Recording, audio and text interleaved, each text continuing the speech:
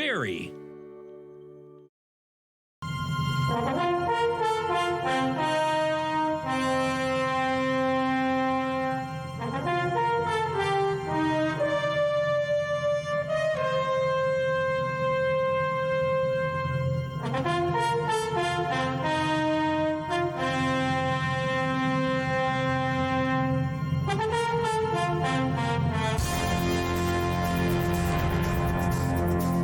Good evening, ladies and gentlemen. Welcome to the Midland Cultural Center, and welcome to A Day in the Life.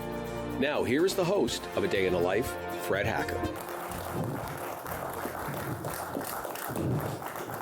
Welcome, Doug. Have a seat. Thank you.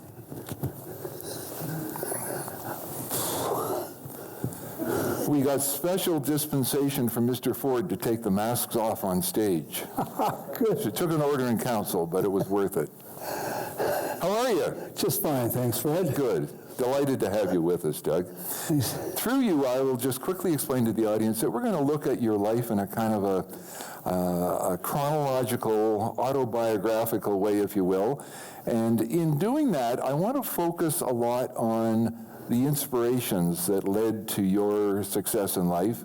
And I also want, for the sake of our audience, for them to recognize that you could be an inspiration to the rest of us with all that you have achieved.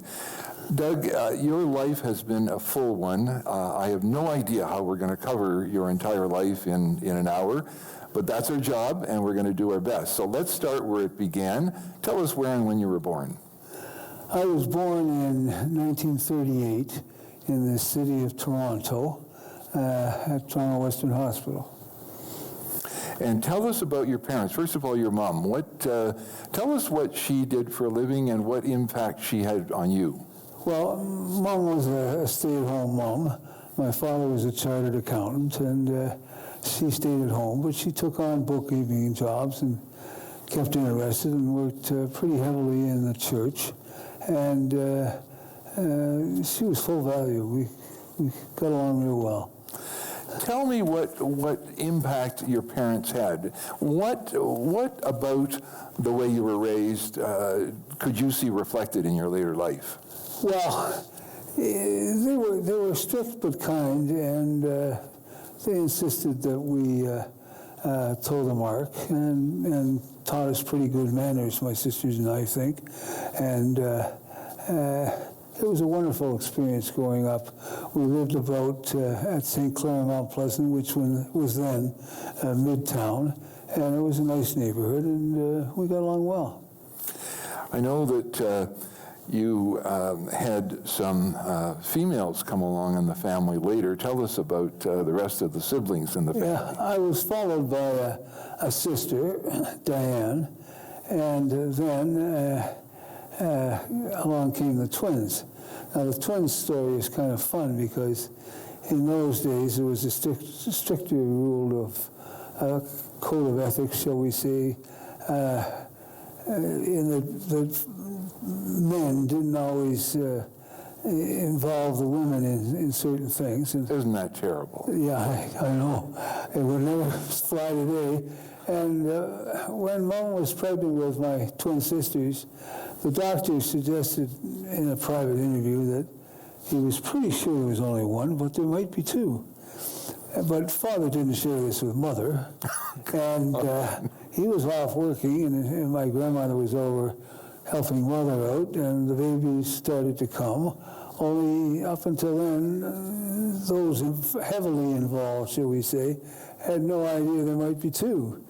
And consequently, one was born in the taxi, and another was born, the second one, Elaine. Claire was born in the taxi, and Elaine was born somewhere between the taxi and the gurney and the drama queens, we called them. I like that story, Doug, because the rest of us as husbands can only look good against the backdrop of a husband who didn't tell his wife that she might be having twins. A remarkable story. Now, you grew up in Toronto, and I know that the family home was important to you. Tell us why. Well, the family home was the center of everything.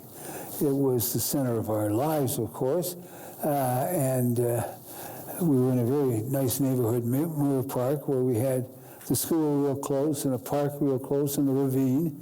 And 325 Rose Park Drive was the center of everything. Yeah. And, you know.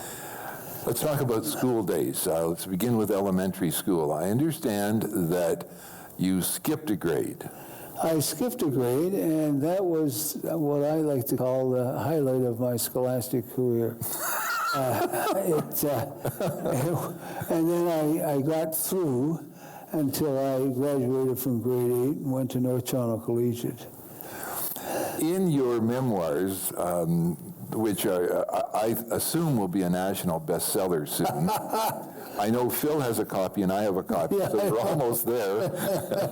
But in your memoirs, you describe yourself, you describe your athletic career. Do you remember what you said in the book? Yeah, I think I said I was an enthusiastic athlete, but not heavy enough in those days, or not tall enough in those days to do anything more than play second string. But that was the the exact quote, which I thought described me as an athlete, was enthusiastic athlete with average skills. Yeah, that's right. Perfect. You did some part-time jobs as a young kid. Yeah, when I was in high school, before I got into high school, I had paper routes. Yeah. And they were successful, got me out and around and learning how to deal with people. And then in high school, I worked for Orillia at the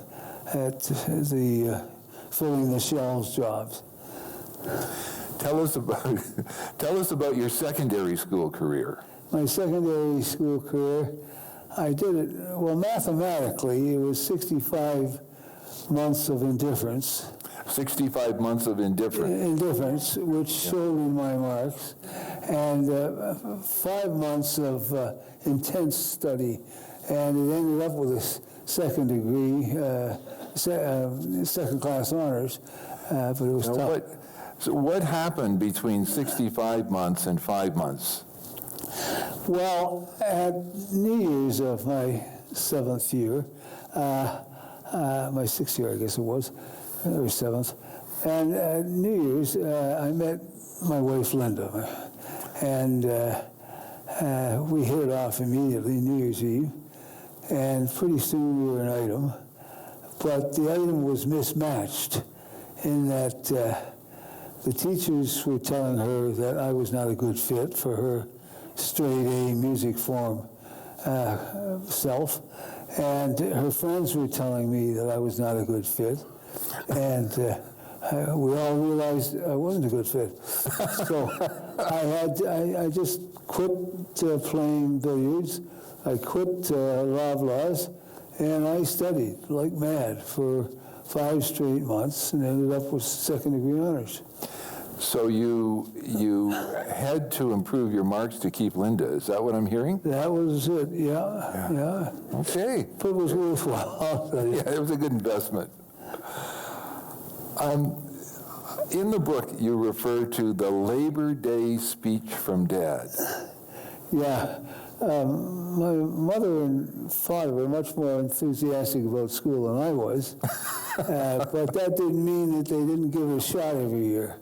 And Dad's shot was on Labor Day to sit in this old oak armchair and give me what was called the Labor Day speech, which was to inspire me for athletic achievements. It didn't have quite the impact he thought it would have, or I thought it should have. But my sisters used to sit on the top of the stairs and listen to it, and they loved it. Because they were all good students, and, you know, they weren't getting the speech, I was. During your secondary school career, you made a decision with a friend to hitchhike to New Orleans. How did that end? It was a great trip, but and I make no bones about it. I made a big mistake. Big mistake. Yeah. my friend and I hitchhiked from Toronto to New Orleans. Hitchhiking was different in those days. Yeah. It was easier. But we got there without any trouble and enjoyed New Orleans. But nothing would do but that we get a tattoo. So, and this was not the normal thing in 1962 or 57. And we got a tattoo and came home. Mother and father were devastated. I was in the doctor's the next day and found out it was irreversible. But it was a good lesson. Now I've got friends and relatives today who have tattoos. It's much more a thing. But I often, every time I see one on a young person, I say, I wonder how they're going to feel about that as the years go by.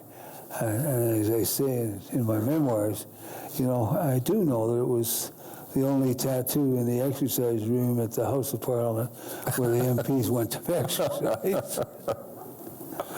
Oh, that's a good story. Now, you mentioned to us that you met Linda.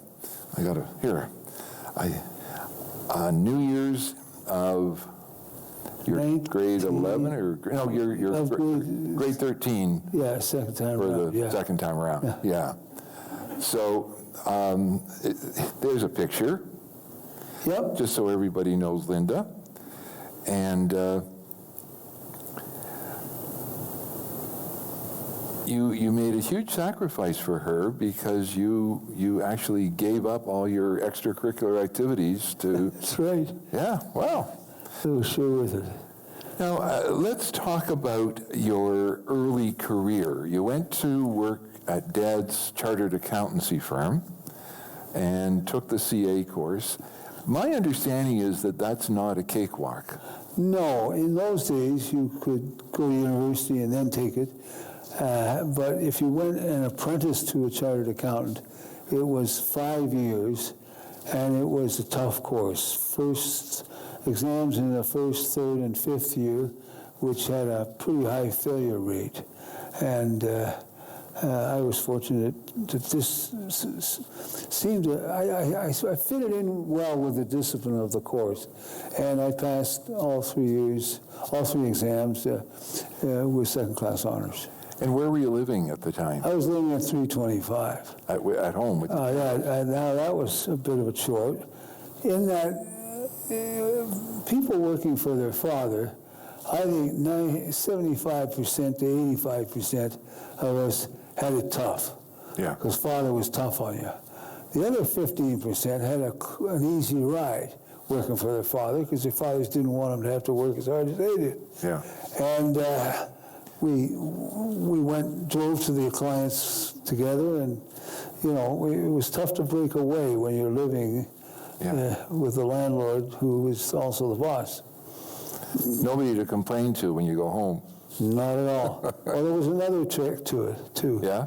Yeah. The course consisted of 30 exercises, which you mailed away to Queen's University, and they came back and landed on the radiator just inside the door.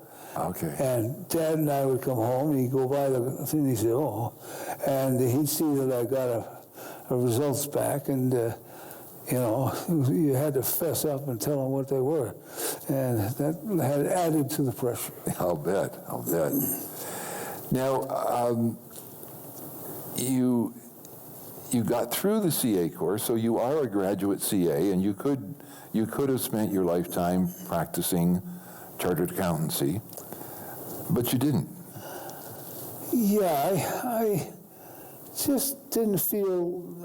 I knew it was a darn good degree and a good base to do anything from, but I just didn't think it was me. And I bumped into a lot of lawyers during the course, and more in working for my dad. And I thought, geez, if a lawyer had a business background, fitting in with the law, that would be just ideal. Mm-hmm. And that led to me saying to Linda just before I wrote the final CA exams, look, I would like to think seriously about going to law school. And she agreed, and we set out on that journey. Now, it wasn't just a matter of going to law school. No, I had 8 grade 13s at that time, and you needed 9. So I had to pick up a high school course, and I picked botany, and I slaughtered it with a 53 out of 100. Yeah, it was good. I mean, you had a significant margin of error there. Right.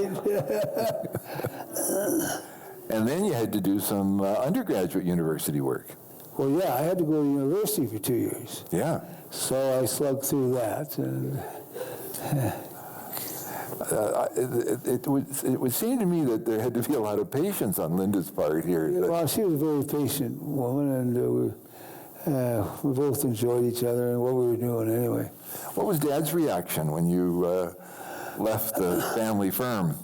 Well, it was tough because he had his heart set on me joining the firm, becoming a partner, you know.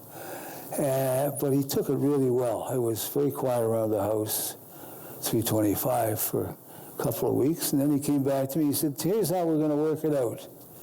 He said, "I'll give you a part-time bookkeeping job that you can do for me for most of the year, and then you can work for me in the summers," which just was great. It was He really came around and was very supportive. Now let's look at Linda's parallel career. First of all, when did you get married? We got married in 1962. Well done, by the way. That is the right date. She went to university for nursing, got a nursing degree, stood first in her class, and when she graduated and I was finished the course, we got married in July of 1962. Now, you finished your grade 13 botany. You did your undergraduate general arts course at the University of Toronto, and you applied to law schools. You know what I'm leading up to here. And Doug, did you get accepted at the University of Toronto Law School? No. Oh. They were just looking for top-notch students. But you did get accepted at law school. At Osgood Hall, which was downtown at the time, which U of T, of course, didn't That's have. kind of the Avis of law schools, isn't it? Number 2, but trying harder? Yeah. I'm sorry. But we were there first. So you started Osgood in '64. When Osgood was downtown, it was at Osgood Hall. Yeah. So you were in the heart of the legal community. And how did things go academically at Osgood? Went very well. Good.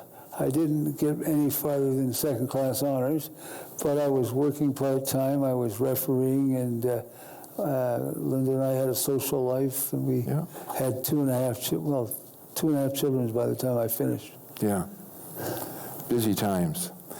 So you then would have gone on to article. Where did you do your articles? I articled at a firm called Robertson Lane, which was about a mid-sized firm in downtown Toronto. And you had one of the giants of the legal community in that firm. Yes, a fellow named Bud Esty, who'd been a pilot in the war and had come back, gone to Osgood Hall and graduated, and he was a top-notch litigator. And although I wasn't very keen on litigation, because I was a senior in age, and had a CA degree, I got to do a lot of work for him. Great. And that was just a wonderful experience. Yeah. Then the next step is bar eds. Yeah. Doug, you and I chatted about this, that's probably the most rigorous academic pursuit either of us ever went through. Yeah, it's 3 weeks of course, 2 weeks of course, 3 weeks of course, exam at the end of each course. It was tough. So you were called to the bar in March of '69, ready to tackle the world as a lawyer with a CA designation. Going to take Toronto by storm, but... Well, in the fall of '68, Linda and I talked about where we would go. I had a chance to come back to the firm. But I found during my articling career that I was never dealing with people with skin in the game, or very rarely. Yeah. And my dad's chartered accountant practice had all been dealing with clients with skin in the game. Yeah. They owned it. They owned part of it. Or they were a smaller organization. And I missed that. I missed that close contact with somebody who, as I said, had skin in the game. So I went to London and said, look, I'd like to try somewhere outside of Toronto. And she agreed. And so we had a couple of interviews in Barrie, and then I had an interview in Orillia with Don Crawford. And we hit it off, and I went to work for him in March of 1969. Now let's just double back a little bit, because you mentioned you had 2.5 kids. I won't explore how one can have 2.5 kids, but I will ask you to identify these characters. Well, the one guy is Justin, and he's in the middle there. He's my oldest son. Yeah. And then there's Matthew, is my second son. Right. And Linda's holding Penny, who was a daughter who grew up in Orillia, and then got a degree in criminology, came back here, but unfortunately she died. Yeah, we'll touch on that. Now, there are kids not in this picture, so who comes after Penny? Well, let's see. There's Jillian. Jillian. And then there's Susan. Susan, right. So that's the 5. Yeah. Yeah. Now, you also had a couple of tragedies in the mid-70s. Yeah. We had a daughter named Claire Louise who, 3 months after her birth, died of what is called SIDS, or sudden infant death syndrome. Yeah. And then followed by a son whose lungs didn't form properly, and he died too. Oh, I'm sorry. I should tell our audience that I did ask your permission to ask you about that, because I don't like to pry. Now, while you were, I guess while you were in Toronto, you got involved in the Junior Board of Trade. And I want to just touch on that briefly, Doug, but it had a significance in your life, the role you play. So for those who aren't familiar with that, what is the Junior Board of Trade, the JC movement? The JC, it's really the Canadian Junior Chamber of Commerce. Mm-hmm. And in Toronto, the main unit was Toronto Junior Board of Trade. My dad said, look, you should get out and meet some other young men. In those days, it was just young men. Now it's young men and women in business, and it'll be good for you. So I joined it, and I found it interesting. It was volunteer work, which my mom and dad had drilled into me. Yeah. Volunteer service, and the JC there's a JC creed, and really what it boils down to is leadership training through community development. And we got involved in all sorts of things, like the Grey Cup Festival. We built a couple of buildings and camps around this area, and I enjoyed it, and it took up quite a bit of my time. And you had some considerable executive experience. You were the treasurer, and then you became the first vice chair, and I know reading the book, that's where you learned the rules of parliamentary procedure, so that's something that would come in handy later. Yep. And then you ran for chair in 1966, and there was a lesson there, Doug, that I think... It was a real good lesson. It was... I ran against a fellow named Eddie Travelo, who owned his own business as a travel agent, and he was a retail politician. He knew everybody, he was well-liked, and he cleaned my clock. I mean, there's no other way to put it. And that was quite a setback for me personally, but I carried on. Yeah. And you became chair the next year. Yeah, next year we had an election and I won it. Yeah. And then I went on to serve as Ontario president and Canadian president. Yeah, well, congratulations. Now let's return to Orillia. You mentioned that you joined the Crawford Farr firm, which became Crawford Farr and Lewis. What kind of work did you do in those days? Strictly solicitor's work. I've always just done solicitor's work, Fred, much like you. Yeah. That's, real estate deals, commercial deals, estates, no court work.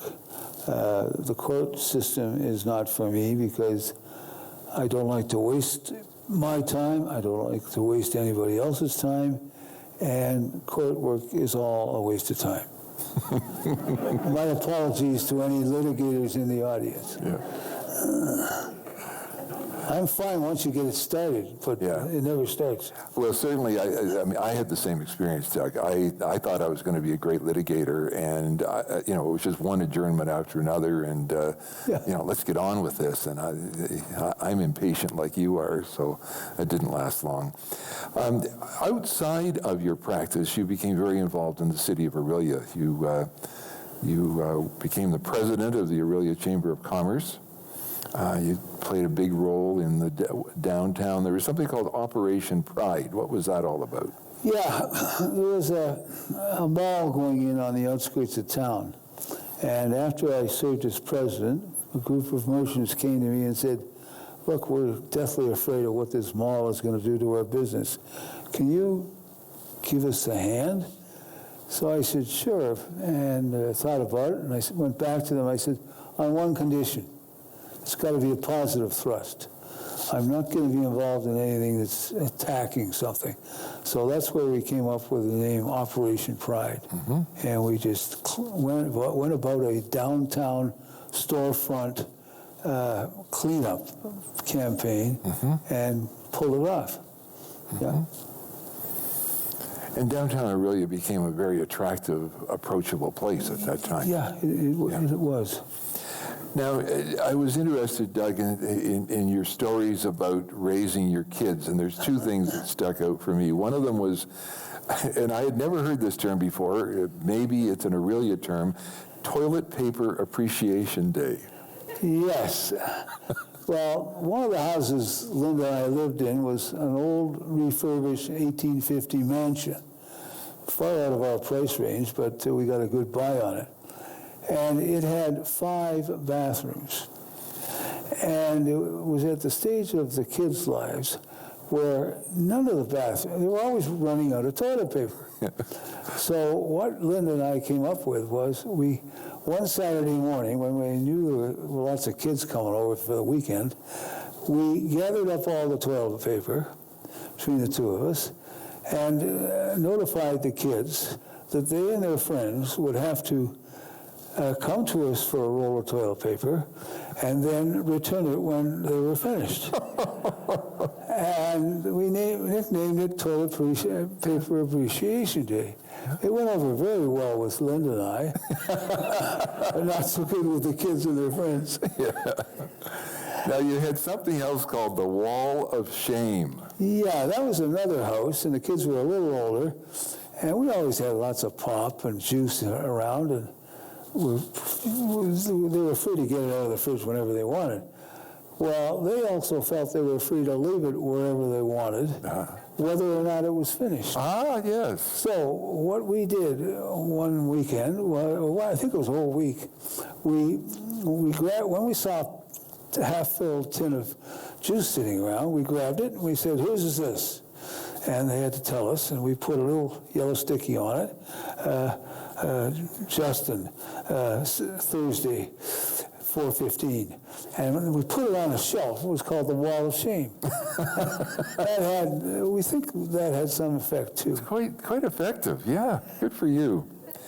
Well, I think there's a couple of people in our audience here who would like to hear us talk about politics.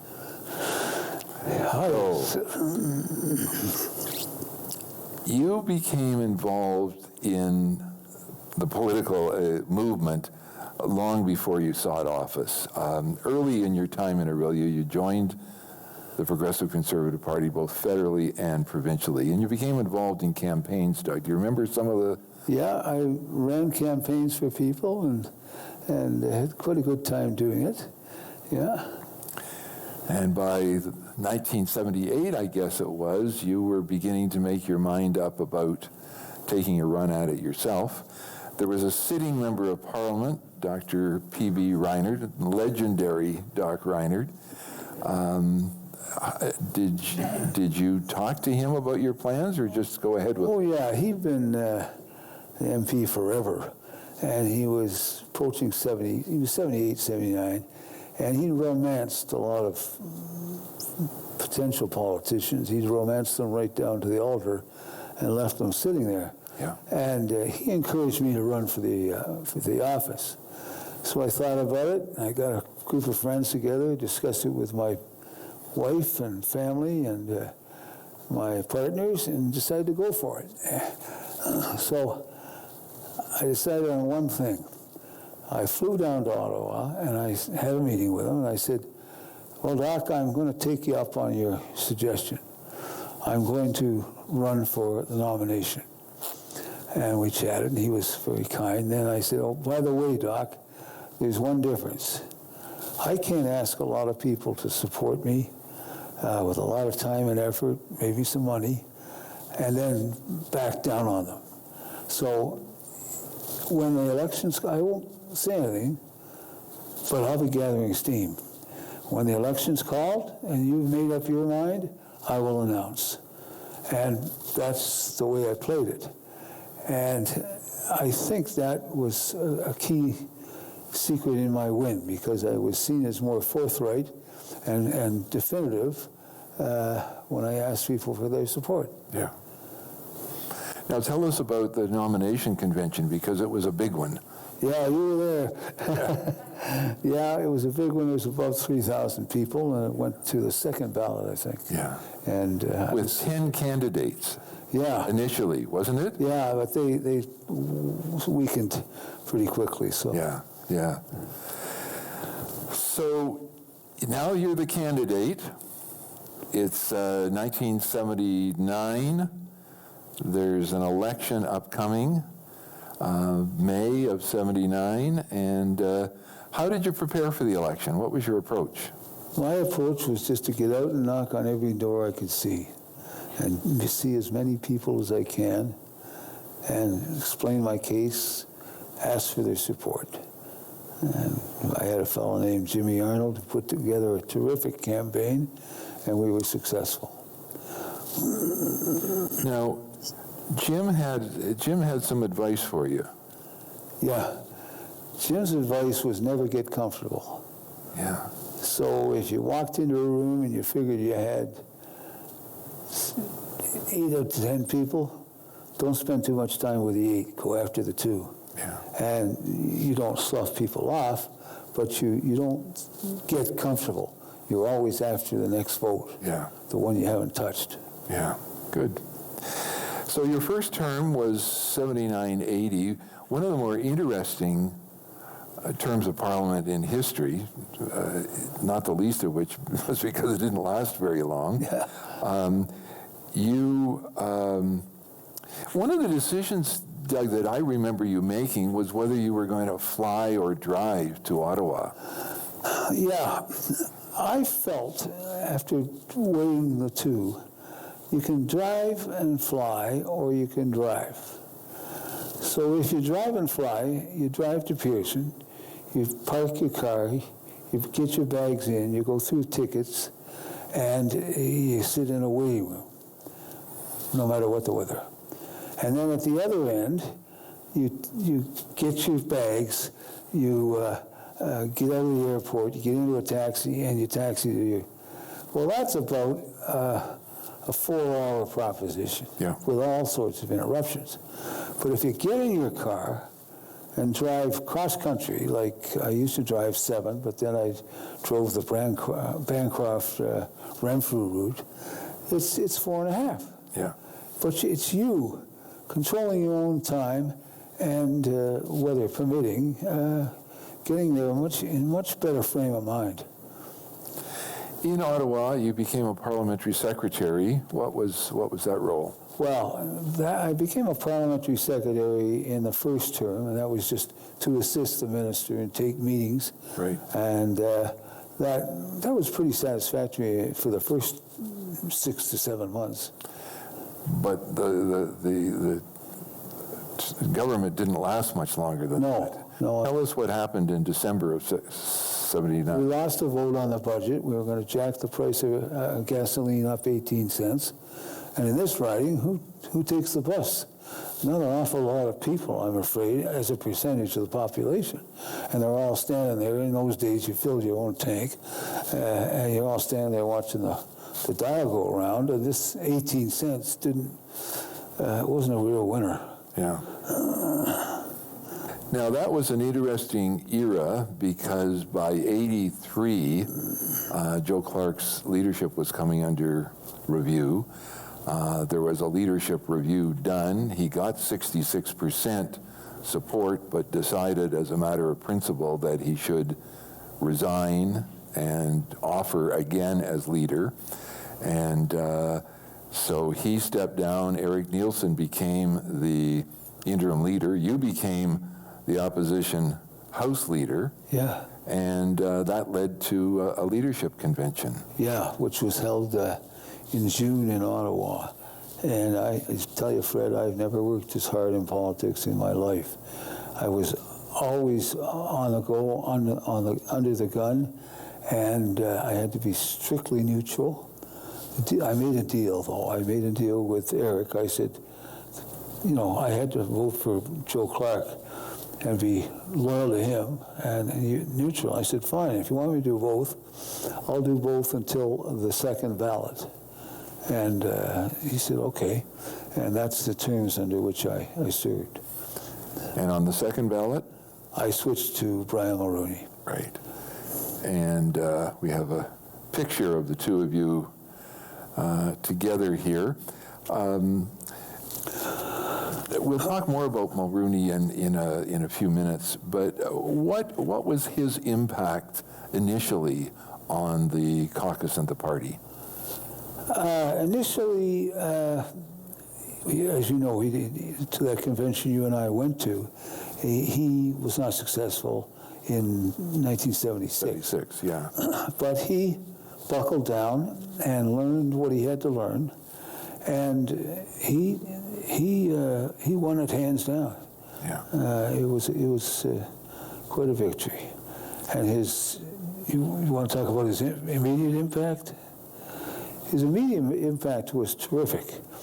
He didn't have a seat in the House of Commons, so Elmer MacKay resigned, and he ran in one of the Central Nova, yeah, and was elected. Yeah.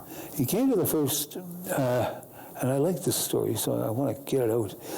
He came to the first caucus, and he wowed us in caucus. And he said, we've got to be together, we've got to be loyal to each other. And he said, by the way, you're not going to see much of me here during the week. He said, I'll be here Tuesday maybe, Wednesday for sure for caucus, and I'll take off shortly thereafter because I'm going to get out and see this country. This was in September, and so help me, I was driving back, I used 7 in those days, on Highway 7, at 5 o'clock in the Friday afternoon, and I caught a clip from the Kingston radio station of a speech he was making in Prince Rupert that day. Yeah. He worked his butt off. He was terrific. And it paid off. It paid off. He won a huge majority in the 84 election. And you were appointed as secretary to the president of the Treasury Board as an initial position. You weren't very happy there, but you then became parliamentary secretary to the government House Leader, who became a great mentor of yours. Oh, yes. Don Mesenkowski. Yeah. Terrific individual. I was so fortunate to work closely with him.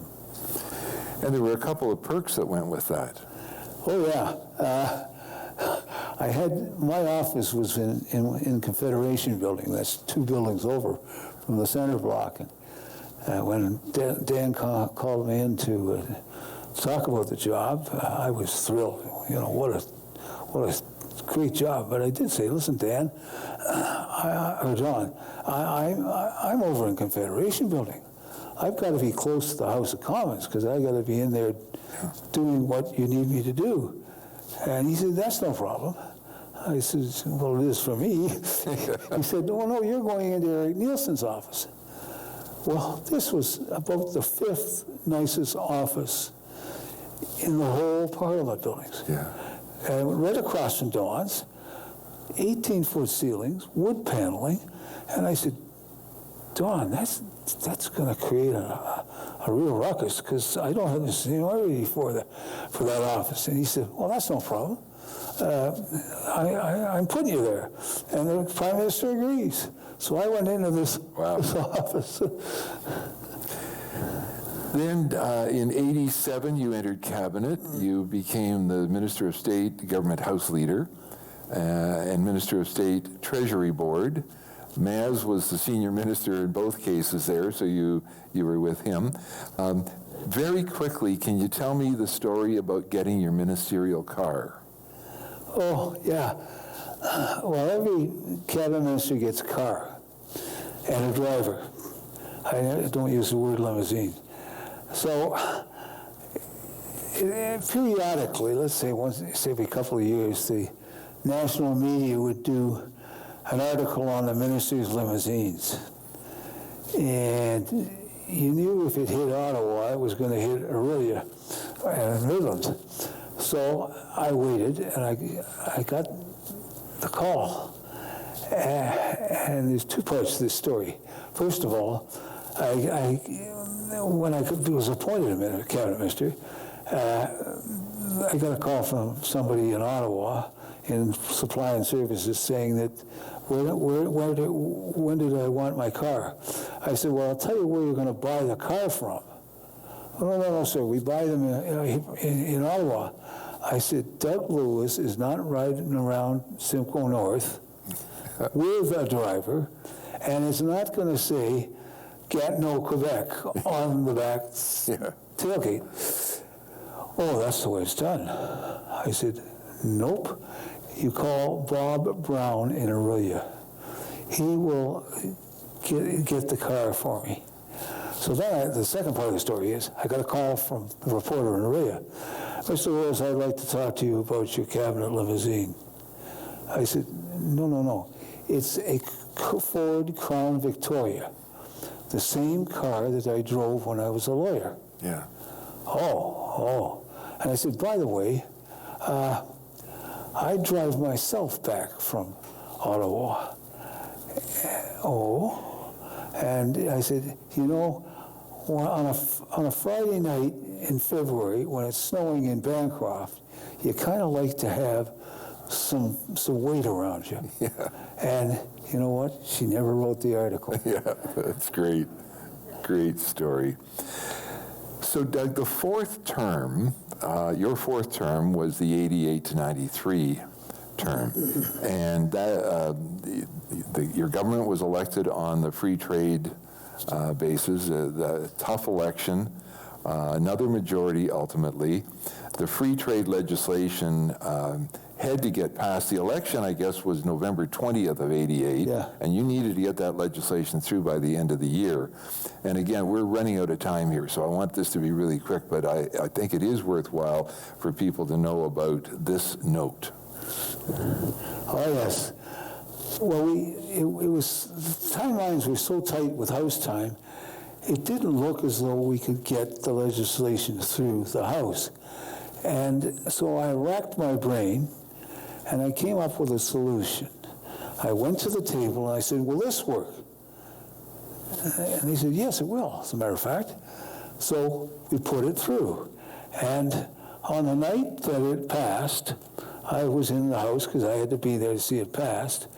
And I got back to my office, and there was a bottle of champagne with a note from Prime Minister Mulroney, and that's the actual note. Handwritten, thanking me for getting it through the House. Just so that people understand, the table you're referring to is the parliamentary clubs who decide what conforms with the rules of Parliament. Yeah, but they're not very good at bringing forward solutions for you. Yeah. You have to put solutions to them, and they tell you what you can't do. Yeah. Yeah. And thereafter, you hit the jackpot. You were then, in January of, invited to serve as in senior cabinet positions. You were offered positions of Attorney General and Justice, and as you were leaving, I suspect in shock, leaving the Prime Minister's office, he made another offer to you. Yeah, he wanted me to be, well, first of all, I talked to Don Mazankowski about what I'd like to do. And so when I went to 24 Sussex for my chat with the Prime Minister, he invited me to be Attorney General and Minister of Justice, and I thanked him, and I sort of started shuffling my feet because I knew he had a lot of other calls, and I'm getting ready to go, and he said, oh, and by the way, I'd like you to serve also as Government House Leader. So I said, sure, fine, thank you very much. And as I got in the car, Justin said to me, I had my son Justin drive because I was a little nervous. Justin said to me as I got in the car, well, how'd you do, Dad? I said, I hit the jackpot. I got both the jobs I wanted. That's great. That's great. Now, we're going to sort of skip along a little bit here, if you will permit me to. One of the stories that I love, and we don't have time to talk about it, but I do want to mention it, is you are Minister of Justice, and your wife, Linda, goes to law school in Ottawa. Yeah. I can't imagine what the other students are saying. Well, I know. Well, Linda had raised the kids, and she wasn't just going to be a stay-at-home housewife, so she talked to me about it, and she said she'd like to go to law school. So I said, why not? So she went to law school, and trouble was, Fred, she'd come home with all these litigator questions. Yeah. And I'd rack my brains, and if I was buffaloed, I'd say, well, I'll tell you what, I'll ask somebody at the office. Well, I just can't imagine a student at the University of Ottawa getting their subscription to Canadian Lawyer, and there's their husband on the cover. I mean, that's right. That's pretty cool. You had to learn French, and you were tutored in doing that. Thereafter, you became the you had in the Ministry of Justice. I understand you had a great deputy. I do want you, Doug, to tell the story about the buttons, and we're really running out of time, but I have to have you tell that story. As Minister of Justice, I'd come up with these ideas, which they hadn't thought of because they were all litigators, and for making the process go better. And finally, in frustration, one day I said, you know what? I was at an executive meeting. I said, you know what? I'm going to have 1,000 buttons printed that say, I tell the minister why he can't do something. And I'm going to have 10 buttons printed that say, I tell the minister how to do something. And I said, the hell of it is, I'm going to run out of the 1,000 buttons before I give away the first of the 10. Great story. Great story. There is a story, too, that I'll just quickly allude to because we have a picture here. This is where a sitting judge had been bragging about an appointment, and you advised the Prime Minister not to make the appointment, and this is him reading your rationale, courageous. Well, I should tell you how that came about. I called the Prime Minister, and I went over there with my file, and I said, Prime Minister, this is why you shouldn't appoint this judge. It won't look good on you. And so he's reading that. And he has photographers all over the place and taking pictures. So I got this picture sent to my office, and I got it framed. And I got it framed because everyone would say to me, you're a cabinet minister, but you know, the Prime Minister tells you what to do. I said, see that picture there? I said, in that picture, I'm telling the Prime Minister not to do something he really wants to do. Yeah. That's not a career-enhancing moment. That's right. That's right. Doug, our time is almost up, and your life is so fascinating that we could go on for ages. But I do want to touch on the fact that you became Minister of Transport in April of '90, that you were involved in the construction of Terminal 3, Pearson Airport. Well, maybe in the question period we'll get into some of the transport stuff, because I know you really liked it. You became Solicitor-General in '91.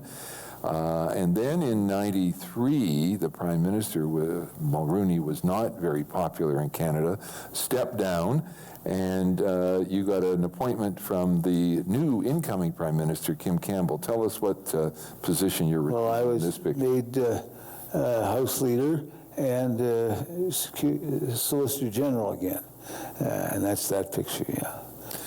And Doug, the election of October the 25th of 1993, we will not go into a lot of detail.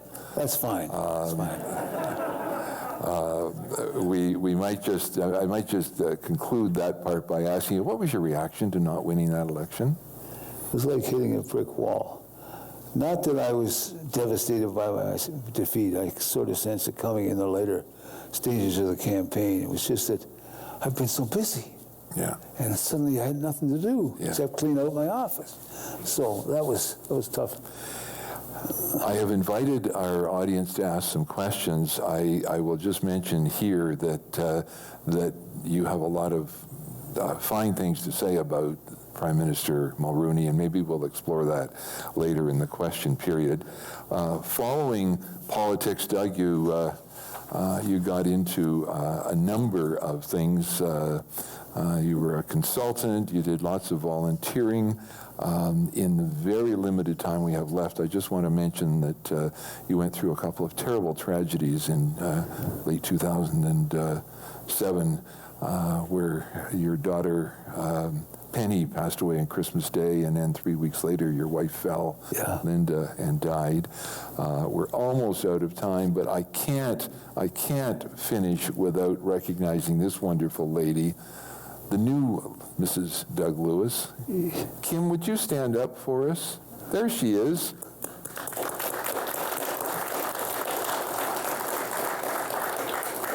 So, Doug, you struck it rich twice.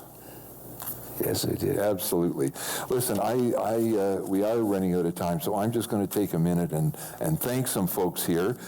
First of all, I want to thank those of you who are here in our live audience, and we invite you to stay for a question period following this.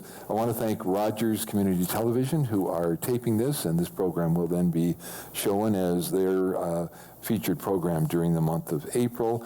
I want to thank the MCC staff, our AV technician Glenn, who's assisted us this evening. Thanks to our season sponsors, Kathy Bales and Michelle Deschamps and Jeff Holloway of RBC Dominion Securities. Thanks to Phil DeBrune and Susan Robillard for their support of this particular program. I want to thank our team. We have a little team who meet and talk about upcoming programs and production issues. So thanks to John Farragher, Brian McKell, Lorianne Clancy, Jen Parker, Dan Broom, Michelle Thibodeau, and two new members, Doris Sloan and Jonathan Wallace. Doug, I want to thank you very much for being with us. You have had a fascinating life, and I wish we'd had 2 or 3 hours, and I know everybody here would have loved to have stayed for 2 or 3 hours, but it's just amazing to me all that you've achieved, and you've made us all very proud in Simcoe North, and I congratulate you and thank you. Thanks very much, Fred. I've enjoyed it. Good. Thank you.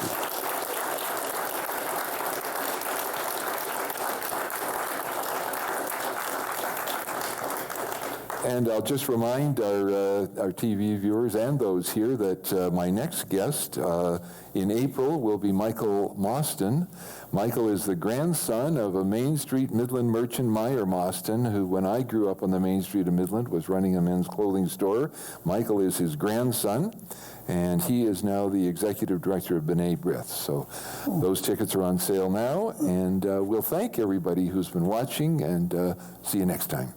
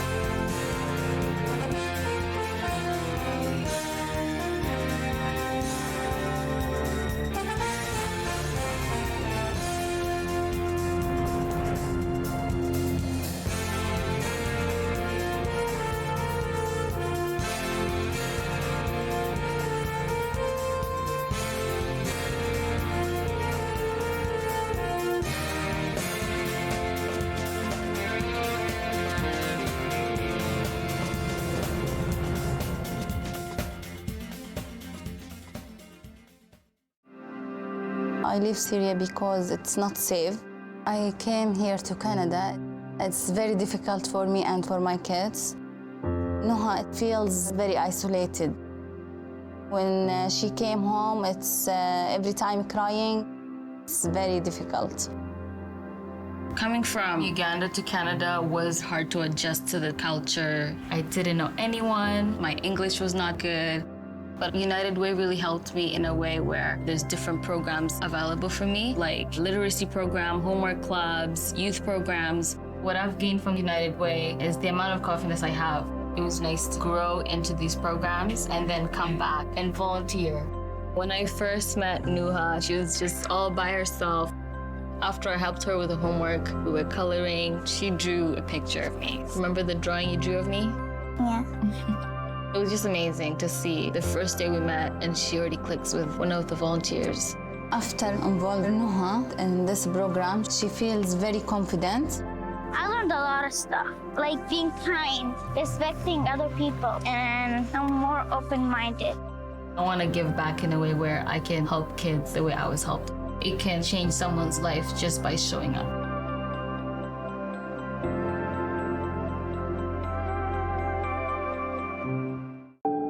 Growing up, I just felt this hatred for myself.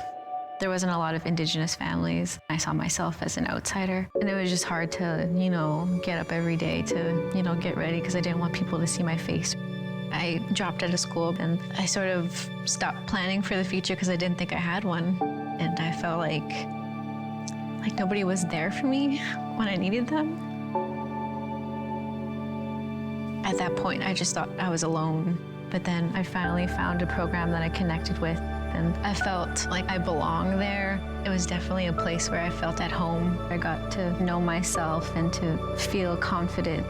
As Indigenous people, we have not been given the power to be who we were originally meant to be. And that's one of the beauties about this organization. And to see that your life is shining, that encourages me to realize the benefit of generosity. Giving next year is going to be even easier. Some days I just think I'm actually here. Without United Way and the generosity of the whole organization, I don't even really know where I'd be. It has given me a future. It's just the greatest thing that's ever happened to me.